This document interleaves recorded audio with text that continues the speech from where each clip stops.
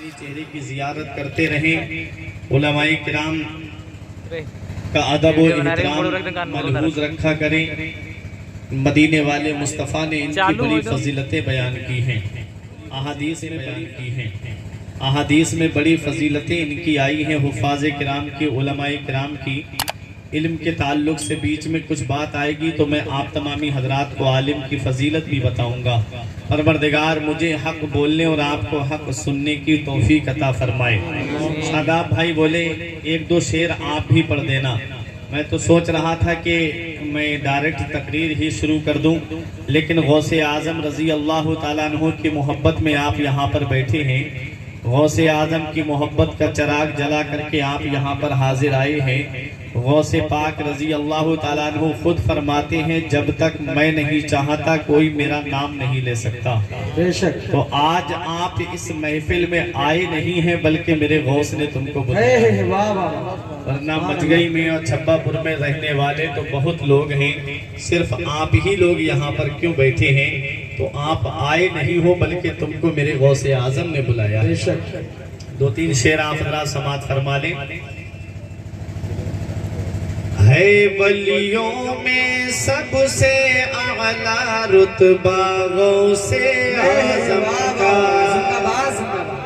ہے ولیوں میں سب سے اعلیٰ رتبہ غوث اعظم کا، ہے ولیوں میں سب سے اعلیٰ رتبہ غوث اعظم کا، سب ولیوں کی گردن پہ ہے تلوار غوث اعظم کا، سب ولیوں کی گردن پہ ہے تلوار غوث اعظم کا، ہے ولیوں میں سب سے اعلیٰ رتبہ غوث اعظم کا۔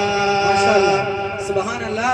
70 کیا لاکھوں کے گھر افطار کریں تو حیرت کیا، 70 کیا لاکھوں کے گھر افطار کریں تو حیرت کیا، افطار کریں تو حیرت کیا، رب نے بنایا، رب نے بنایا ہی ہے ایسا رتبہ غوث اعظم کا، رب نے بنایا ہی ہے ایسا رتبہ غوث اعظم کا، ہے ولیوں میں سب سے اعلیٰ رتبہ غوث اعظم کا۔ شیر ببر کی آنکھ میں آنکھیں ڈال کے باتیں کرتا تھا، شیر ببر کی آنکھ میں آنکھیں ڈال کے باتیں کرتا تھا، دبلا پتلا بیٹھا تھا جو کتا غوث اعظم کا، دبلا پتلا بیٹھا تھا جو کتا غوث اعظم کا، ہے ولیوں میں سب سے اعلیٰ رتبہ غوث اعظم کا، ان کا عاشق خلد بری سے دور رہے گا کیوں انصار، ان کا عاشق خلد بری سے دور رہے گا کیوں انصار، ارے خلد بری کا جب مالک ہے نانا غوث اعظم کا، خلد بری کا جب مالک ہے نانا غوث اعظم کا، ہے ولیوں میں سب سے اعلیٰ رتبہ غوث اعظم کا، سب ولیوں کی گردن پہ ہے تلوار غوث اعظم کا۔ درود پاک میں اللہم صلی علی سیدنا و مولانا محمد و بارک وسلم، صلاۃ و سلاما علیک یا رسول اللہ صلی اللہ تعالیٰ علیہ وسلم۔ ایک شعر اپنے دل کی تختی پہ لکھ لیں، اسی کے تناظر میں میری گفتگو ہوگی۔ نہ دولت سے، نہ دنیا سے، نہ گھر آباد کرنے سے، نہ دولت سے، نہ دنیا سے، نہ گھر آباد کرنے سے تسلی دل کو ملتی ہے خدا کو یاد کرنے سے۔ تسلی دل کو ملتی ہے خدا کو یاد کرنے سے۔ حضرات آج کے اس پرفتن دور کا آپ جائزہ لیجئے، آج کے اس پرخطر ماحول کا آپ جائزہ لیجئے، ادنا ہو یا اعلیٰ، گورا ہو یا کالا، مشرق کا رہنے والا ہو چاہے مغرب کا رہنے والا ہو، چاہے شمال کا رہنے والا ہو، چاہے جنوب کا رہنے والا ہو، چاہے کہیں کا بھی رہنے والا ہو، چاہے ہندوستان کا رہنے والا ہو، چاہے موریشس کا رہنے والا ہو، چاہے امریکہ کا رہنے والا ہو، چاہے ملک چین کا رہنے والا ہو، چاہے کہیں کا بھی رہنے والا ہو، لیکن آج ہر انسان چاہتا ہے اسے سکون مل جائے، آج ہر انسان چاہتا ہے اسے آرام مل جائے، آج ہر انسان چاہتا ہے اسے راحت مل جائے۔ امیر چاہتا ہے زندگی سکون سے گزر جائے، غریب چاہتا ہے زندگی سکون سے گزر جائے، بچہ چاہتا ہے زندگی سکون سے گزر جائے، جوان چاہتا ہے زندگی آرام سے گزر جائے، بزرگ چاہتے ہیں زندگی سکون سے گزر جائے، عورتیں چاہتی ہیں زندگی آرام سے گزر جائے۔ لیکن اے میرے پیارے مسلمانوں، مجھے بتاؤ، میں آج آپ سے یہ پوچھنا چاہتا ہوں، آج ہر انسان سکون کا متلاشی ہے، آج ہر انسان سکون کی تلاش میں پریشان ہے۔ سکون ہے کہاں؟ کسی نے کہا سکون اس کے پاس ہے جس کے پاس میں دولت ہے، جس کے پاس میں جس کے اکاؤنٹس بھرے ہوئے ہیں، جس کے پاس میں بہترین مکان ہے، جس کے پاس میں بہترین بلڈنگ بنی ہوئی ہے۔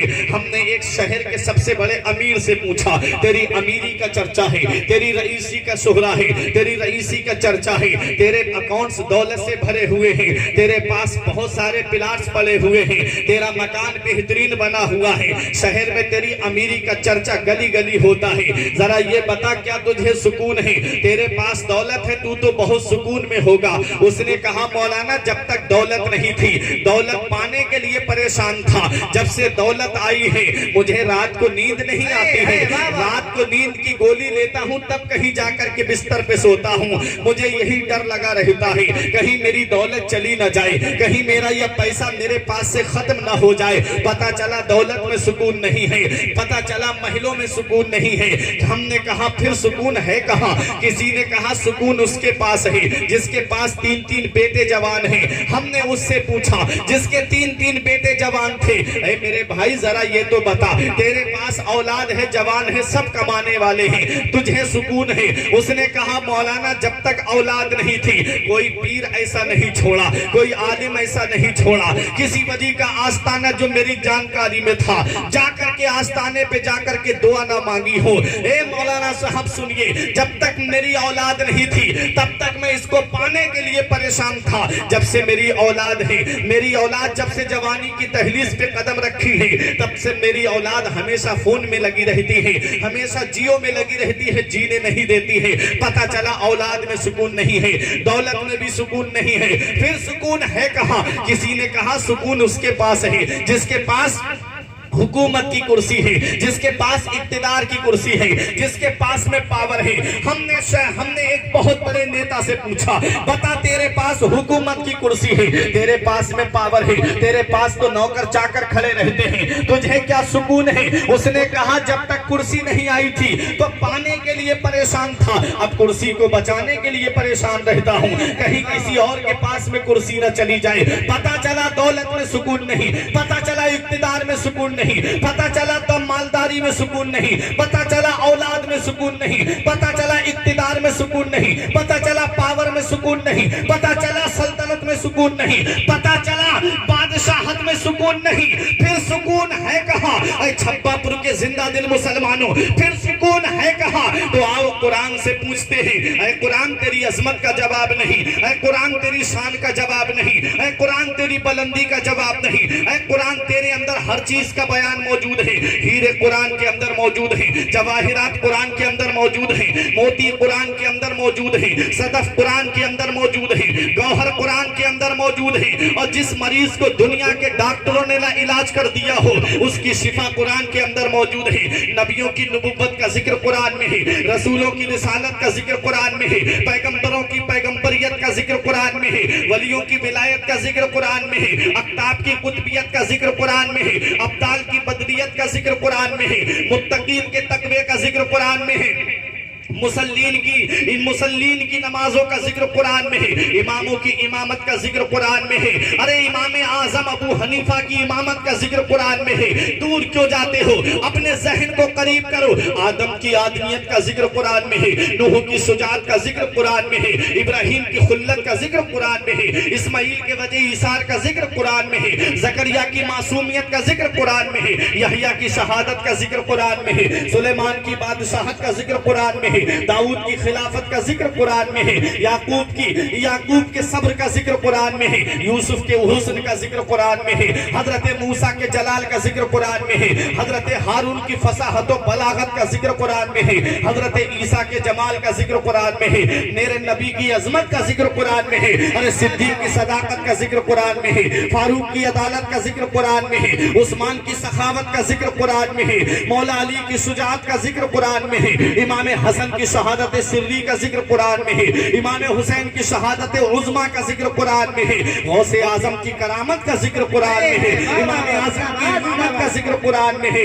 ہم قرآن کی بارگاہ میں پہنچے، ہم نے کہا اے قرآن تو بتا، آج انسان دنیا میں پریشان پھر رہا ہے، سب سکون کی تلاش میں پھر رہے ہیں، اے قرآن تو بتا سکون ہے کہاں؟ دولت میں سکون نہیں ہے، اقتدار میں سکون نہیں ہے، پاور میں سکون نہیں ہے، اولاد میں سکون نہیں ہے، اے قرآن سکون ہے کہاں؟ تو قرآن جواب دیتا ہے، اللہ کان کھول کے سن لو، دولت میں سکون نہیں ہے، اقتدار میں سکون نہیں ہے، پاور میں سکون نہیں ہے، اولاد میں سکون نہیں ہے، بے ذکر اللہ تطمئن القلوب، کان کھول کر کے سن لو، اگر دلوں کو چین ملتا ہے تو اللہ کے ذکر سے ملتا ہے۔ نعرہ تکبیر، نعرہ رسالت، جشن عید میلاد النبی، جشن غوث الورا، نعرہ تکبیر، نعرہ رسالت، زندہ باد زندہ باد۔ دلوں کو چین ملتا ہے تو اللہ کے ذکر سے ملتا ہے، دلوں کو راحت ملتی ہے تو اللہ کے ذکر سے ملتی ہے، نہ دولت سے، نہ دنیا سے، نہ گھر آباد کرنے سے،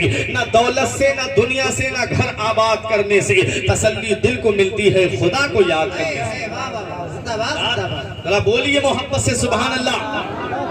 آج اپنا اپنا علاج کر کے بھی جانا، دلوں کو سکون اللہ کے ذکر سے ملتا ہے، لیکن ملتا کیوں ہے؟ یہ بھی تو ذہن، آپ اپنے ذہن کے اندر سوال آتا ہوگا کہ دل کو سکون اللہ کے ذکر سے ملتا ہے، لیکن ملتا کیوں ہے؟ تو سنو، انسان کو اللہ نے دو چیزوں سے مرکب کیا ہے، ایک ہے جسم، ایک ہے روح۔ اللہ نے جسم کو الگ پیدا کیا، روح کو الگ پیدا کیا۔ اللہ نے جسم کو چار چیزوں سے پیدا کیا، آگ، پانی، مٹی، ہوا۔ یہ علماء کرام بیٹھے ہوئے ہیں، آپ ان سے پوچھ لیجئے، اجزاء اربع، چار عناصر سے انسان کے جسم کو اللہ نے پیدا کیا ہے، آگ، پانی، مٹی، ہوا۔ یہی وجہ ہے کہ جب انسان کا جسم بیمار پڑتا ہے تو اس کا علاج انہی چار چیزوں سے ہوتا ہے۔ بڑے سے بڑے ڈاکٹر سے آپ پوچھ لیں، بڑے سے بڑے فزیشین سے آپ پوچھ لیں، بڑے سے بڑے سرجن سے آپ پوچھ لیں، بڑے سے بڑے MBBS سے آپ پوچھ لیں کہ یہ بتائیے گا انسان کا جب جسم بیمار پڑتا ہے تو کیا اس کا علاج انہی چار چیزوں سے ہوتا ہے؟ کوئی بھی دوا آپ لے لیجئے، چاہے وہ ایلوپیتھک ہو، چاہے وہ ہوموپیتھک ہو، چاہے وہ آیورویدک ہو، کوئی بھی دوا ہو، اس کے اندر ڈائریکٹ یا انڈائریکٹ، بلا واسطہ یا بالواسطہ، ان چار چیزوں میں سے کوئی نہ کوئی چیز ملی ہوئی ضرور ہوتی ہے۔ یا تو اس دوا کے اندر پانی ملا ہوگا، یا اس کے اندر مٹی کی آمیزش ہوگی، یا اس کے اندر آگ کی حرارت ہوگی، یا اس کے اندر ہوا کی آمیزش ہوگی۔ چار چیزوں میں سے کوئی نہ کوئی چیز ضرور ملی ہوئی ہوتی ہے۔ پتا چلا جب جسم بیمار ہوتا ہے تو علاج دوا سے ہوتا ہے، جب جسم بیمار ہوتا ہے تو پتہ کیسے لگتا ہے؟ جب بریانی اچھی نہیں لگتی تو جسم بیمار ہے، جب قورمہ اچھا نہیں لگتا تو جسم بیمار ہے، چہرے پہ زردی آ جائے تو جسم بیمار ہے۔ ارے جب جسم بیمار پڑتا ہے تو اس کا علاج دوا سے ہوتا ہے، اور جب روح بیمار پڑتی ہے تو پھر اس کا علاج کیسے ہوتا ہے؟ اب آپ سوچتے ہوگے ایک وجود کے اندر جسم الگ بیمار ہوتا ہے، روح الگ بیمار ہوتی ہے۔ ہاں میں قرآن سے ثابت کر سکتا ہوں، جسم الگ بیمار ہوتا ہے، روح الگ بیمار ہوتی ہے۔ ارے جسم جب بیمار ہوتا ہے تو علاج دوا سے ہوتا ہے، جب روح بیمار ہوتی ہے تو اس کا علاج کیسے ہوتا ہے؟ تو آؤ یہ بھی قرآن سے پوچھتے ہیں، اے قرآن تو بتا کہ جب روح بیمار ہوگی تو اس کا علاج کیسے ہوگا؟ تو قرآن جواب دیتا ہے، پہلے پتا لگا روح کا تعلق کس سے ہے؟ پہلے پتہ لگا روح کا کنیکشن کس سے ہے، پہلے پتہ لگا روح ریلیٹڈ کس سے ہے، پہلے پتہ لگا روح کنیکٹڈ کس سے ہے۔ ہم نے قرآن سے کہا قرآن تو ہی بتا دے روح کا تعلق کس سے ہے، تو قرآن جواب دیتا ہے 15واں پارہ سورہ بنی اسرائیل، قرآن جواب دیتا ہے وَيَسْأَلُونَكَ عَنِ الرُّوحِ قُلِ الرُّوحُ مِنْ أَمْرِ رَبِّي، اے محبوب وہ آپ سے روح کے بارے میں سوال کرتے ہیں، روح تو حکم رب کا نام ہے، روح تو اللہ کے حکم سے ایک شے ہے، پتا چلا روح کا تعلق پروردگار عالم سے ہے، روح کا کنیکشن مولا سے ہے، روح ریلیٹڈ مولا سے ہے، روح کنیکٹڈ مولا سے ہے۔ جب جسم بیمار ہوتا ہے تو اس کا علاج دوا سے ہوتا ہے، اور جب روح بیمار ہوتی ہے تو اس کا علاج ذکر خدا سے ہوتا ہے۔ نہ دولت سے نہ دنیا سے نہ گھر آباد کرنے سے، نہ دولت سے نہ دنیا سے نہ گھر آباد کرنے سے تسلی دل کو ملتی ہے خدا کو یاد کرنے سے۔ اب دو باتیں ہو گئی، ایک جسم اور ایک روح۔ جسم کو اللہ نے 4 چیزوں سے پیدا کیا، آگ پانی مٹی ہوا۔ روح اللہ کے حکم سے ایک شے ہے، روح حکم رب کا نام ہے، یہی وجہ ہے